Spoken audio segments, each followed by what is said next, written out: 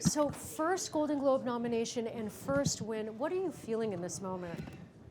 I'm just grateful, just absolute gratitude.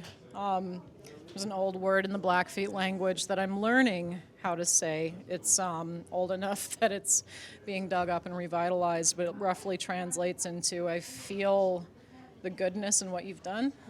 And I mean, I'm holding this because there were so many people that did so much good. You know, Osage Nation first and foremost.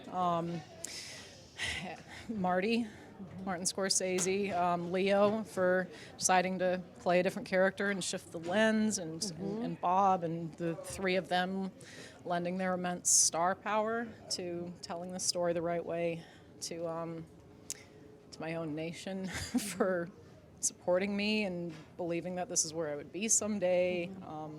Yeah, it's overwhelming unless it's led by gratitude, and I'm just so grateful. Hollywood Foreign Press, Apple, just everybody. Well, it's actually really fantastic that you brought that up. I mean, the script went through a major rewrite, which is not an easy feat, and it's hard to think that actually your role would have been reduced had the script had stayed the same and we wouldn't have gotten to see your talent the way that we did. So, I mean, how do you sort of kind of reconcile all of that? You know, I hope that it's a new precedent, and I hope that it inspires everybody who makes films at this level, who puts the kind of budget into stories like this, that it's meaningful to center marginalized voices. You know, we have so much to learn from each other, and there's just so many people, so many histories, so many languages, so many worldviews that we don't know, or have been placed in such fringe for so long. And learn what the heart of things are. This story, its beating heart was Molly Burkhart, and I'm so honored that she got to have the time and space to be who she was, as Gran described her, as her whole community described her. Yeah, it's okay to take your time. It's okay to shift your lens. It's maybe better, actually.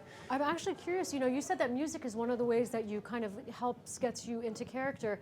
What was the music that you listened to when you were preparing to play Molly?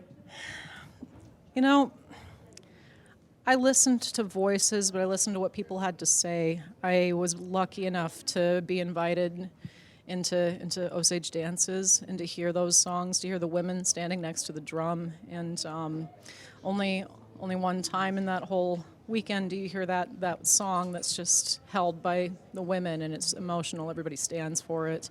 And honestly, the soundtrack of my creative life going back to when I was a child was Robbie Robertson.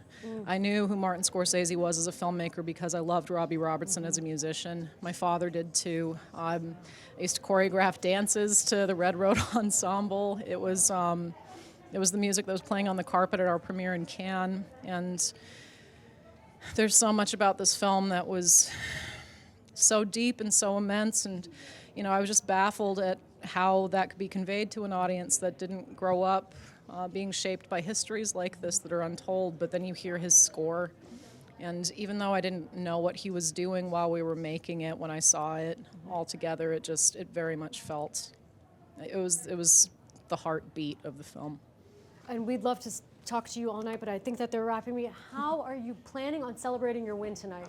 I'm just going to go give my mom a really big hug and call my family and probably answer a million texts from all the cousins. I love that. Well, congratulations again, and thank you for stopping and talking to us. Thank you. Yes, thank you so much. Thank you.